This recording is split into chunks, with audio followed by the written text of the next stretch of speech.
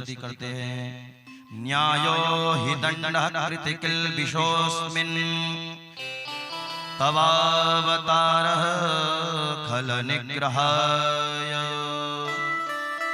रिपोः सुतानामपि तुल्यदृष्टे भत्सेदमं फलमेवानुशंसन्।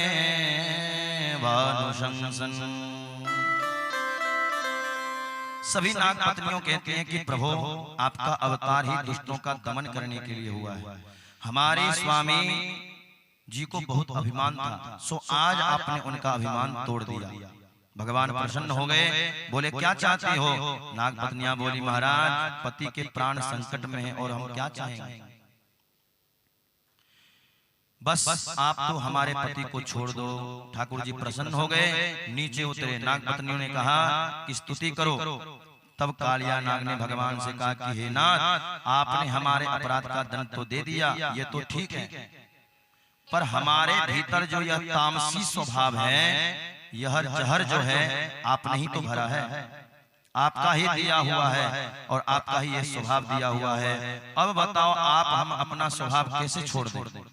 कालिया नाग के इन तर्कों से भगवान प्रसन्न हो गए और बोले भाई तेरी सारी बातें बिल्कुल सही है, परंतु यदि हमने सर्पों को विशाला बनाया तो उन्हें रहने का स्थान भी तो दिया हूं, रमणक द्वीप।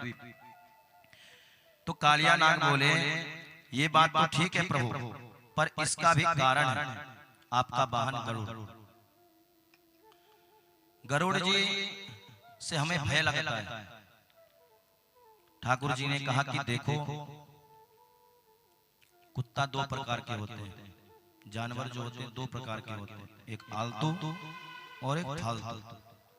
फालतू कुत्ते को कोई भी डंडा मार देता है महाराज, जो जहां देखते उसे ही डंडा मार के भगा देता है। लेकिन पालतू कुत्ता को मारने में एक बार सोचना पड़ता है कि भाई फलाना आदमी का ही कुत्ता है, मारेंगे तो कहीं लड़ने आ जाए। तो मारते हुए ना करके उनके मालिक को जाकर शिकायत करते हैं कि भाई तुम अपना कुत्ता को संभाल के रखो। इसलिए भगवान कहते हैं कि अब तुम चिंता मत करो, अभी तक तुम फालतू थे, अब तुम मेरे पालतू बन गए हो। क्यों? तुम्हारे फण के ऊपर मेरा चरण चिन्ह है और इस चरण चिन्ह को देख करके गरुड़ तुमको अब कुछ नहीं कर पाएंगे।